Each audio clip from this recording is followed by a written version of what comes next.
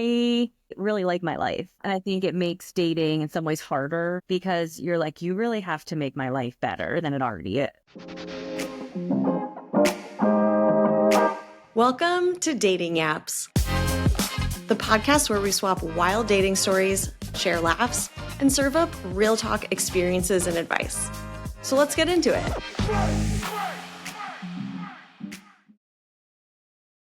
Hello and welcome back to another episode of Dating Apps. I'm your host, Alex Daly, and today we're going to dive into a topic that I can relate to at least partially. We're going to talk about dating after divorce, but particularly doing so as a single mom. So joining me for this discussion is my amazing friend, Shana. She is a badass single mom who's been navigating the world of post-divorce dating for a while now. She's got some experience under her belt. She's got some good stories to share. She's going to spill some tea on what it's really like out there for single moms. So welcome to the pod, Shana. Thanks. Excited to be here. I'm excited to have you. So yeah, we're going to talk about dating while co-parenting, balancing mom life with love life, and some of the surprising benefits of being a divorced parent. I feel like divorce still has this like bad reputation. It has sort of like this negative connotation, but I think everybody who's been listening to the pod so far knows that I'm a proponent of divorce, and I would love to tell some like positive stories and some positive benefits that can come out of it. So we're going to get into that. So yeah, this episode is for you if you're trying to juggle kids and co-parenting and trying to figure out how to date again. This one is for you. We're going to have some fun. We're going to give all the single parents out there a little bit of encouragement because I know, Shana, you do believe in love after divorce. So yeah. So we're going to get into it, but let's warm up by playing a little game of this or that. Are you ready, Shana? I'm ready. Okay, cool. So Shana, I know scheduling dates as a mom comes with its own challenges. So do you prefer coffee date or drinks date? Definitely coffee date. Okay. All of my significant relationships have started with a coffee date. No way. Coincidence. Yeah. Oh, It's wow. like, just schedule it in. Just got to get it on the schedule, get it on the calendar, not the shared calendar with your ex, your personal calendar. And then it'll happen. And I don't know, I'm all about being efficient with my time. So if I can get like a 11 to 12 o'clock coffee date in on a Tuesday, it's just the best. Okay. So you need someone with a flexible schedule. Oh, yeah. That's ideal. Works from home. Okay. This is so interesting. I don't think I've ever had a successful coffee date. So I'm excited that you have had many. Yeah, totally. I mean, I love it. I love like even just get a coffee and like go for a walk. I had a short period of having a puppy. So I had a lot of walk my dog with me while drinking a coffee date. Walking is a good date. Yeah. Because it feels less like an interview. Yeah. I feel like a drink state, like I could see the vibe. It's easier to like get a vibe when it's nighttime, there's ambiance, there's alcohol, but I feel like you can't trust it. You can't trust yourself because then like the next day you're like, did I like that person? Or was it just like a cool lighting? And I had like a glass of wine in me. That's Coffee, so true. Light of day, well perked up. All right. So you prefer your dates by the harsh light of day? I do, for sure. Okay.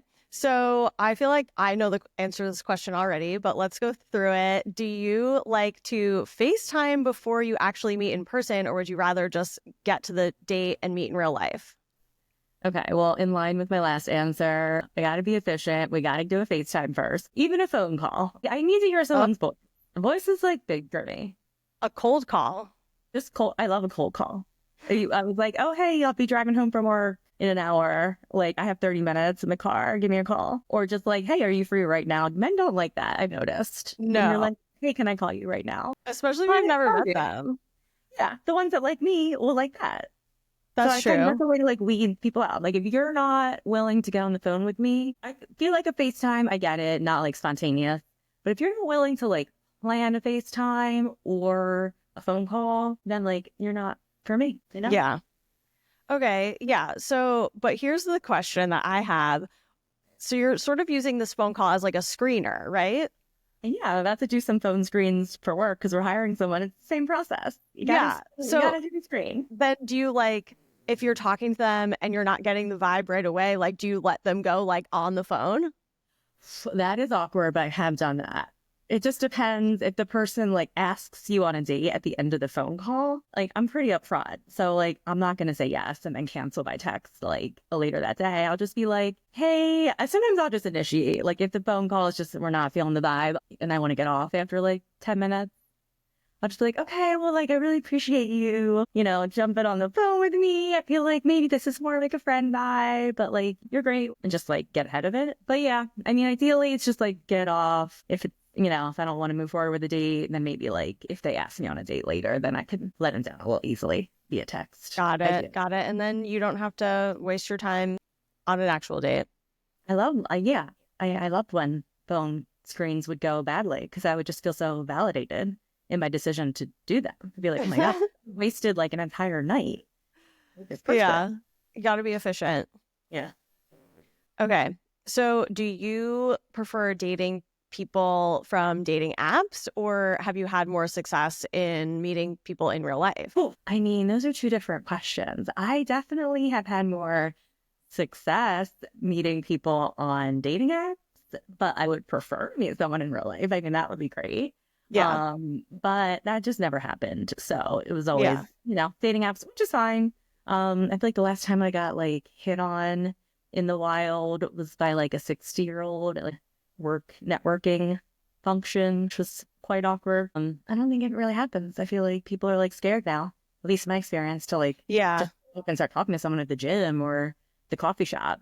So, I think dating apps is just the world we live in, and I'm fine with that. Yeah. And I feel like you have had fun on the apps. Okay. So last one before we get into our topic, let's say they make it past the phone screener, you get to the actual date.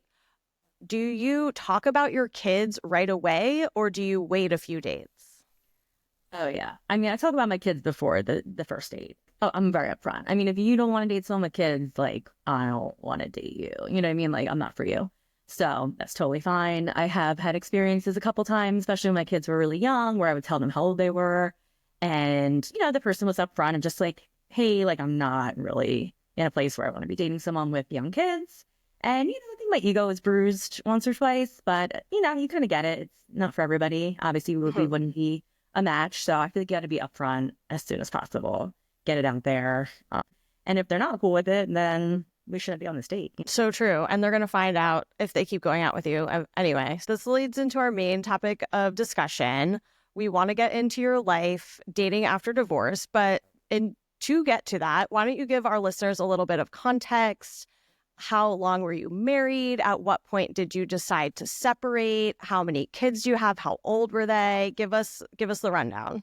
Yeah, sure. Okay. So was married for 5 years. We met when we were both 25, got married at 30, had our first child at 31. So I have a daughter now who's 10.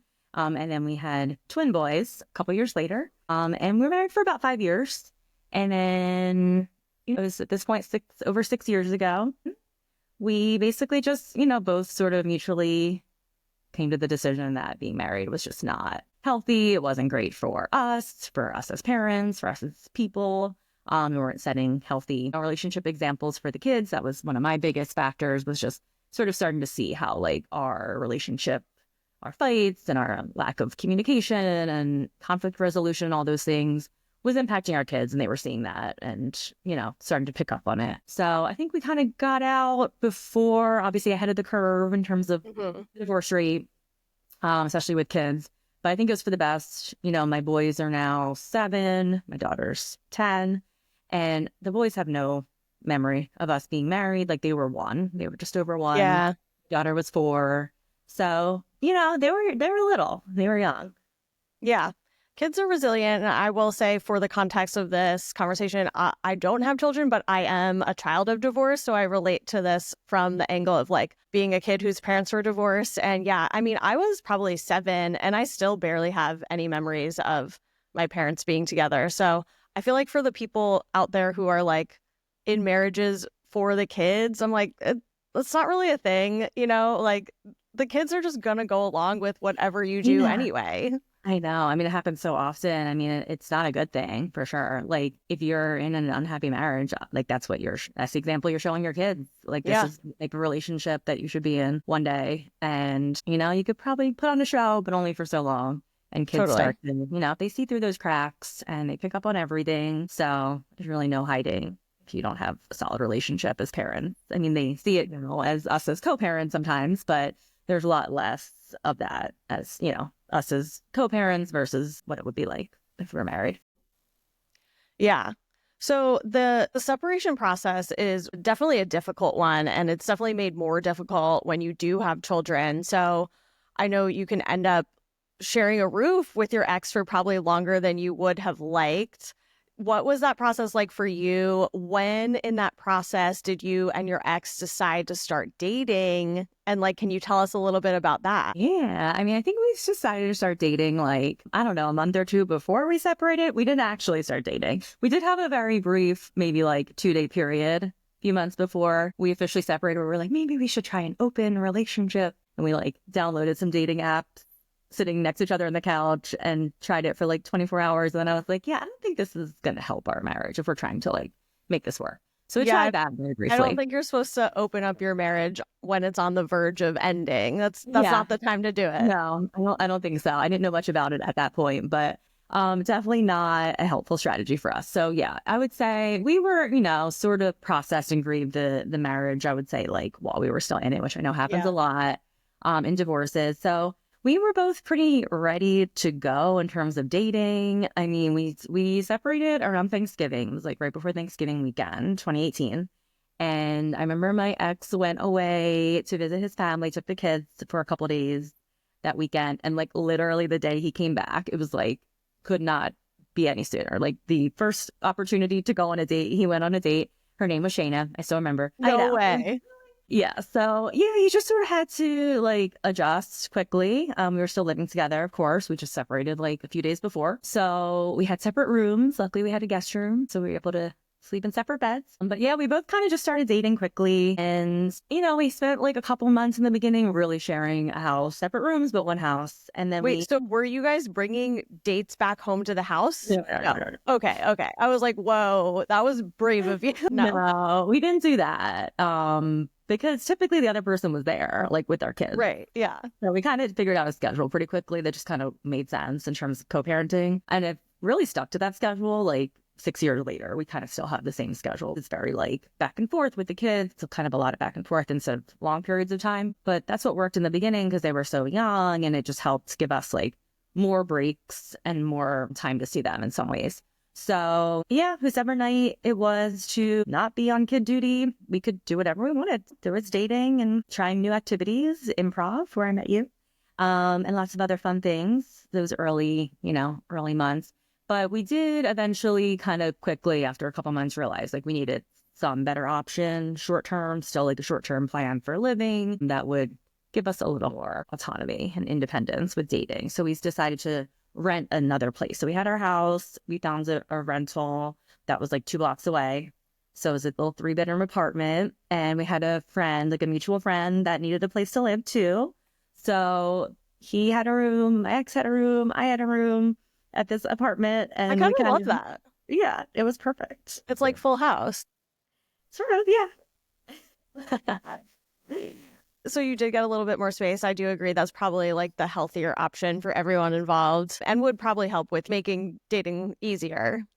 Yeah, so that's like I later learned it had a term. It's called nesting. I now know. Okay. At the time, I thought we invented this concept, and then I was like, "Wow, we're so smart!" But it's a thing. And yeah, usually people with kids, where it's like, we had babies, so we're like, "Oh God, having to get like 2 sets of cribs." Like we still sort of thought of things as like shared finances, so we were always kind of looking out for each other, like for the greater good of like, all right, let's try to simplify this, keep the kids at home, not shake up their life too much before we really have a solid plan for the future of like what makes sense for our living situation. So it was a nice year, kind of gave us a year, keep the kids in one place in their house that they were used to. Got it. So It was, you and your ex would rotate out. The kids stayed in one place. That makes sense. yeah. So it worked out perfectly. And it was like 2 blocks away. So it was nice. And like even like in the morning, whoever night it was with the kids, the other person would come home by like 7:30 in the morning just to like help with getting them off to school and, still having that time with them. So it was really nice. Yeah. So it seems like you and your ex figured out a way to like co-parent and like peacefully exist side by side. For sure. I mean, it wasn't all, I'm not going to say it was all like rainbows and kittens. Yeah. Like there were challenges. It was all, the same things we were arguing about in terms of like household responsibilities. It's still an issue when you're kind of sharing a house. So like, you come home after the other person was with the kids the night before and they leave you with like a sink full of dirty dishes, like little things, you sort of still have to deal with. But I think that outweighed kind of abruptly kind of changing the kids' lives and having to kind of have them navigate like two different houses right away. Kind of gave us a little time to breathe and, figure things out. Yeah. So I know you mentioned like your ex was diving into dating like pretty much right away. Did you feel the same? Were you also excited to get back into dating? Yeah, I mean, I had never online dated because we met when we were 25 and that wasn't as much of a thing.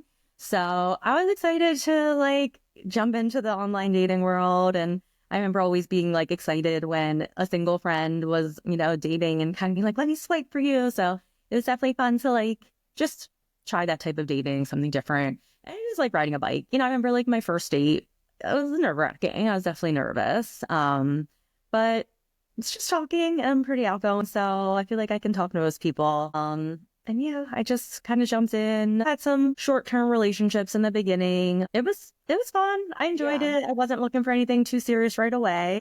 Right. Yeah. That's how I feel like it's a fun time to date because it's like you sort of feel like all of a sudden you found this newfound freedom and you're like, oh, I'm like out in the world. And then you just left a marriage. So it's not like you're looking for your next husband, so you can have a little bit more freedom to just like date around and see what's out there and see what you like. For sure. I mean, I feel like I ended up gravitating to some sort of like being in relationships. Maybe not, they weren't all like, they didn't last as long, but I feel like I'm naturally maybe more like a serial monogamist. So I feel like I dated a lot, but I always had some intention of like looking for someone that I wanted to continue dating and not just going on a bunch of first dates. Yeah. But trying to find someone I could connect with. Marriage, getting married again, that wasn't obviously a goal, but just finding someone that I wanted to keep spending time with was maybe harder than I expected. Oh, yeah? Yeah. I mean, I think when you have like, you're thinking about like a future, especially in the very beginning, because your future is it's like blurry. Like you don't know where you're going to be living long term. It's like a little bit harder to know what you want. So like out of your own life, then you're like trying to find people that are kind of a good fit, but you're like, well, what is a good fit when I don't even know what, where my life is going to take me over the next couple. I did have fun back. I wish I had like appreciated that time more and was like maybe a little bit easier on myself with like, let's just have fun. Let's not think about the future. Yeah. But I think naturally I'm like an overthinker. So everyone I'm dating, I'm like, well, like, they have kids and like our kid's gonna, be the right fit with each other's personalities and where would we live and their ex-wife was there and how would that work geographically and just overthinking things that were like necessary instead of just being in the moment, just enjoying our time together. Yeah, I think it's easy to do that in dating in general, is just like thinking like 50 steps ahead because our brains are like trying to figure out what is next. But it's like you're probably on a third date with this person. Like you don't need to know if your kids are going to get into the same high school together, like totally. Yeah. I mean, right. It was like thinking about like what's their parenting style and like it's never going to work. Like they're too like permissive or whatever. They're too authoritative and it's not going to work with my parenting style. I mean, you're not going to have the same rules for our kids. So I would say try to let that go. If you're starting to, if someone's out there navigating this world of like dating with young kids in those early stages, like it'll happen eventually, self out. Right. I mean, I'm still navigating that now. So totally. Yeah. So typically, like, how far into dating someone would you either meet their kids or introduce your kids to them? I think it depends on the situation. I wouldn't say I had like a set rule. Like some people do have rules written into their agreements with their exes of like it has to be 6 months. I remember dating someone once where like they had a set agreement of 6 months. Can't introduce anybody before then. We never had that. We kind of always trusted each other to use our judgment and make good decisions. And I haven't really been upset about anything my ex has done. I don't think he has about me. So I mean, my kids have only met a couple of people that I dated over the past 6 years. So I think like the more time that's gone by, the more I've sort of kept a little bit of an arm's length from my kids and people I'm dating because they're getting older. Like when they were young, like when the boys were one, I'm like, they don't know what's going on. Like if if like one of them came along to like get some coffee with me and like a fourth date, like he's not going to remember it. He's one. But well, like will remember. They will talk about it to their friends and tell their ex and everything. So, I'm a little more careful as they've gotten older. And I've just, they met people. It hasn't worked out. I mean, nothing's been too upsetting. But, that could happen. I know that's always kind of something that's I'm aware of. Like, Yeah. I don't want them to develop these relationships with people. And then all of a sudden, the person's just gone from their life. And they're either learning like people are disposable and that's just, how you treat people, or just feeling like they did something wrong and like the person left because of them. So I'll definitely like a little more conscious. To me, it has to feel like serious. Like I have to be able to picture myself being with this person forever. We're talking about a future. So that's only happened a couple times, and those are the people they met. Yeah. So it's kind of like judgment call, case by case basis. Pretty much. Yeah. So I don't think it just kind of feels right. And it's also like when they have kids, which most people I've dated more seriously have also had kids. It's also like you have to factor that in. Like if they're like one person I mentioned had that 6-month rule, like if I'm not going to meet their kids for 6 months, I feel like there would be this kind of weird power imbalance if they met my kids like 2 months in. So I kind of think about that, and you have to kind of factor in like, all the moving pieces of the people you're dating and their ex-partners and everything. Yeah, there are definitely a lot more moving pieces when you're dealing with like your exes, your kids, your now like new person's kids, their ex. Like there's a lot to deal with. There is. I mean, I'm surprised we didn't have more like drama over the years because my ex, he dated a few different people over the past 6 years too. But for the most part, I've liked all of his exes. Like, I don't know. I always say like, he has good taste. He dated me. So he has good taste. So like, I trust him, for the most part to date someone that I would probably like. I mean, I became good. One of my good friends is my ex's ex, my ex's first girlfriend after we separated. So like that first year, that whole nesting year, like they dated for a while, almost a year. And we were always cool when they were dating. Like she'd be like around, she'd be at my house. Because you had young kids, yeah. Yeah, we had young kids, and it would be like, okay, his time with the kids on a Saturday afternoon, and they'd be hanging out together. So she'd be hanging out with my kids, and I would come home to like relieve him, and we'd sort of swap, schedules, and be my time with the kids. And I'd walk into my house, and like his girlfriend's hanging out with my kids in the living room, and just like, I always liked her. And then once they broke up, like we started hanging out, and now we're like really good friends. That's so fun. I love that, and it's just like. Yeah, what a surprising way to make a friend, but I think it's really great. Yeah, I mean, it's hard to make friends in your 40s. So, I mean, if it takes divorcing your husband so that he can date someone cool and break up with her so you can become friends with her, you got to do what you got to do and make friends out here.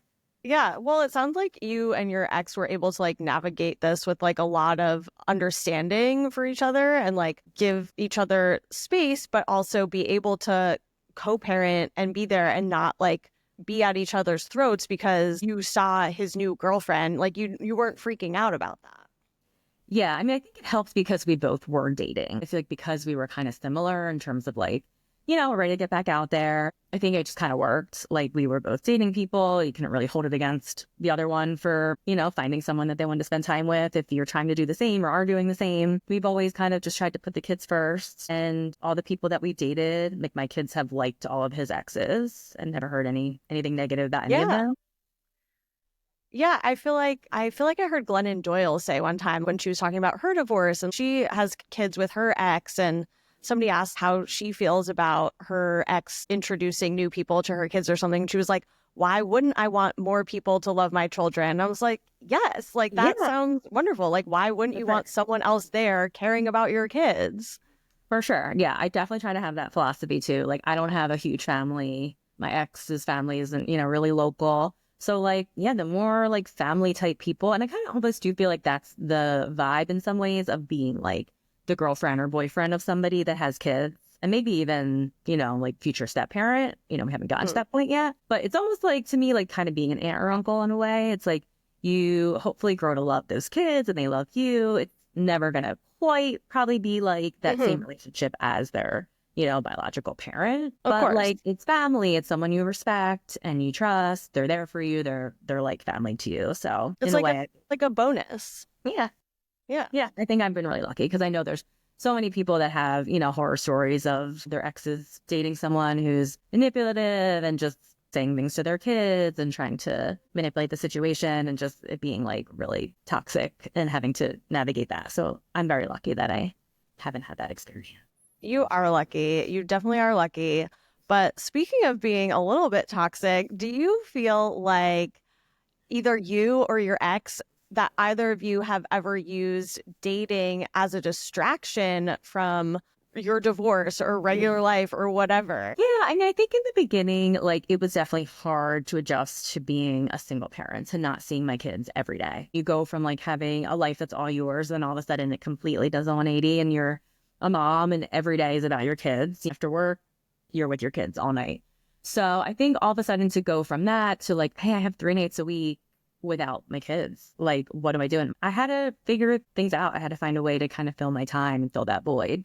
And I would say in the beginning, like I probably did immediately kind of jump to dating as like, okay, well, this is an easy thing to do on my 3 nights a week without my kids. I already had my gym routine down, so I was like, okay, I can't really fill it with that. I wasn't quite, I didn't get into the improv world yet, which eventually was a fun distraction, maybe a healthier one than dating all the time. But in the beginning, it was like, okay, I'll just go on a date, I'll go get a drink with somebody. It fills a couple hours. I don't have to think about missing my kids and not being there to see them. And it was always this feeling of like, I want to make the most of my time with them. So during that nesting phase, like we had the apartment, but it never quite felt like home. Like it was just like a place to sleep that wasn't, with my kids. And just knowing my kids were 2 blocks away, it was convenient, but in some ways it was almost harder. Like I should be there, not here. Mm. So I really didn't love spending time there. Now, like it was just like a place to go, but it never felt homey. I didn't want to just like hang out there. It's taken some time. I mean, now it's 6 years later. Like I love my nights alone. Like at my house, I will gladly just do nothing without my kids and not plan anything and totally like embrace that and love it. But in the beginning, it was an adjustment. I didn't have that like homey vibe. So yeah, I would just be like out every night whenever I didn't have the kids. I'd fill the calendar, whether it was like,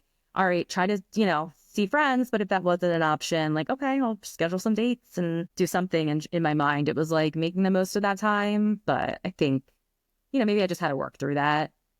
Yeah. I'm glad I kind of came out on the other side now, feeling like I'm not still in that place 6 years later. Like I can appreciate my time, my solo time, and just having a long time. Yeah. You're a little bit more settled now, but I can see that in the beginning, especially in that adjustment period where you're like, wow, I like actually have so much time. I guess I better fill it with something. And it is kind of easy to like pull up your phone and like swipe on the apps and set up a little date. So it's like, yeah, I can see how that would be just an easy way to like fill some time. For sure. Yeah. I mean, it's almost too easy. And then you end up going out with people that like you probably shouldn't be going out with. Not really a match. Yeah. Yeah. Yeah, I think I did a little bit of that dating post-divorce as well. But you live and you learn. I feel like we have to learn things the hard way. I feel like even I met you now a couple of years ago. We met at improv, and just seeing you now versus where you were a couple of years ago, I feel like you're already in a different place because you were dating a lot when I met you, and you kind of had this little bit of a reputation of like having a boyfriend, a couple months later having a different boyfriend, a couple months later having a different boyfriend. And it was like you would come into improv, you'd be like, you guys, I have a boyfriend. And then you'd be like, you guys, we broke up. It was I know. so I think the issue is that I just have a big mouth and I just need to keep my boyfriends to myself for a little bit longer is the real problem. Or like you just don't have to call everyone your boyfriend. Like you don't have to be in a relationship with everyone that you date. I know, but I do feel like I'm just a relationship girl, Like guess I so, just yeah. enjoy being in it. Like, I don't know. I enjoy like being with one person, the whole monogamy thing. I think I have like toned it down. Yeah. Figured out what works for you and what you like. Yeah, I mean, therapy helps. My therapist did tell me to stop dating several times. That was work. She picked up on some of your habits and was like, you need to slow down or take a break. Well, it was just like, what would happen if you just stopped dating? I remember she would always ask, like, what if you just like didn't date anybody? I'm like, what? But I already have a date scheduled for tomorrow and I'm talking to this person. I'm like, I can't just do it cold turkey. I need at least like 2 weeks notice if I'm going to implement this plan. You're like, I have things lined up. Right. I did think I made it like a week once, and she was proud of me. I do think I remember you hanging out with me one time, and then you're like, "Oh, I have to go. I'm supposed to be on a break from dating right now, but I have a date right now." And I was like, "Okay." Yeah, don't tell my therapist. I think I definitely like, I'm not on the other side. I'm not going to say like I still, I'm in a relationship now. I'm like very happy and still like have a goal of like being in a committed relationship, a long-term relationship. So, I'm not going to say that I've given up, but I think I've gotten a little more like I've just, found other things in my life to kind of fill my time and kind of fill my cup. So it's not just, when I'm not a mom, then I have to be like looking for someone to kind of fill that void. Yeah. Yeah. So let's talk about some of like the benefits of being a divorced parent. You said you definitely felt like you were able to get some time back for yourself. Do you feel like now you're in a place where you can appreciate that? For sure. I mean, I think a lot for me had to do with like my housing situation. Like I said in the beginning with the nesting thing, like, it just didn't feel like my home. And then I rented a place for a year after that. And it was a little better, but it still wasn't like my place. So I think for me, like once I bought a house, moved to like a different neighborhood, different community outside of where I was living with my ex, I've just been able to find those other things that are fulfilling to me and focus on work and just I think getting to a place where like you're like, oh, I need to be independent. Like I've always kind of been independent in general, but knowing that like I might not get remarried, like I had to eventually kind of had that realization of like, I might just end up not getting remarried. I kind of always thought I would in the beginning. I was like, oh yeah, I'll find somebody in the next couple of years and probably get remarried and whatever, easy peasy. Then after dating for a while and like not working out with different people, like it's kind of like, all right, well maybe this isn't just my time. Maybe like I have to focus on my kids and I could still date and have fun, but I might not meet somebody that I want to get remarried to or live with or whatever, maybe ever, maybe when my kids are older. And just kind of realizing that of like, okay, like let me focus on my career, building my own life, making sure I had friends and family around me and, other things that kind of kept me going, I think was just a nice kind of transition for me. And yeah, just helps kind of take the picture off. So now it sort of sounds like you have figured out more of a balance and things that will fill up your cup outside of dating and relationships and outside of your kids. You're able to then fill up your cup with like activities that you like to do, like improv or, whatever it is, hanging out with your girlfriends. Yeah, I mean, I think I'm just the kind of person that like I enjoy being busy. I enjoy having like a new adventure, a new goal to work on. But like I said, I've also really started to enjoy just my me time and just relaxing and like binge watching Love is Blind, Like sometimes you can just spend a whole night doing that and you're really happy with yourself that you did it. And I'm like, I'm glad I didn't leave the house. Like there are times like I've always kind of had that motto of like just say yes to things of like if someone invites you somewhere, unless you really can't make it, like say yes. I'll try to keep that. And that's not just dating. That's just like with friends and anything. But I think also knowing that it's okay to say no. It's okay to, like your time alone and, just that quiet time and get excited about a night when you have like nothing to do and you're just going to read a book or watch a show and just, have that inner peace. Oh, having a night with nothing to do. What a treat. Yeah, for sure. So because you have some time back for yourself, but you still have your kids, so you have to like find this balance. Do you feel like with being divorced and having your children and like figuring out your life on your own, does it give you a little bit more clarity of like what you want in your life and like what you will and will not tolerate? Yeah, I mean, I think I won't tolerate very much. I think I'm just like I definitely really like my life. And I think it makes dating in some ways harder because you're like, you really have to make my life better than it already is. I'm not trying to find someone to complete me, my other half, or any of those kind of things. Like I'm already complete. I have a life I'm happy with. If this is what it is, that's fine. So it's like you have to find some, value that you're bringing into my life that I don't already have and make things more fun. And I've definitely dated people in the past where I'm like, okay, like they're, we're going out, we're doing the types of things that I would want to do and they treat me well and all these boxes are checked, but like they're not really like making my life more fun, they're not like that. So, that's definitely like kind of top of the priority list when I'm dating. It's like you have to not only want to do the same kind of things as me and have things in common, but like actually make it more fun than it is to just be doing with my kids or with myself. Because now that my kids are older, it's like I don't need someone to help me as a parent. Like in the beginning, it was like, I would be like, oh, this would be nice to have like a partner to do it with, like with my kids. Like I have to go to the bathroom. Like I don't want to leave my kids unattended at like this basketball game because I have to go to the bathroom. I wish I had like a man here. But now I'm like, they're fine. They're old enough. Just like stand right here by this trash can and don't move and I'll be right back. So like I can pretty much handle the parenting part alone now. So like I don't really need that. So Hmm. when someone like bonds with my kids and with someone like is like giving my kids attention and actually like forming a relationship with them and like it's adding value to their life too, like that's when it's like, okay, this is something special that Yeah. like I don't need, but like it's really nice to have. Yeah. I think that that's something that becomes clear like after divorce is that if you are going to be in a relationship with someone, it has to be bringing value, like adding something to your life, not just like, okay, we're in a relationship because that's what you do. It's like, no, you want something Yeah. because it's good. And I feel like this is like dating in general. I feel like a lot of men feel like they are in competition with other men to go out with you, but like a lot of guys don't realize that they are in competition with like this woman's alone time. It's like, no, she's good. Like, Yes. but if you want to spend time with her, you have to like be bringing something special, bringing something fun, like adding value.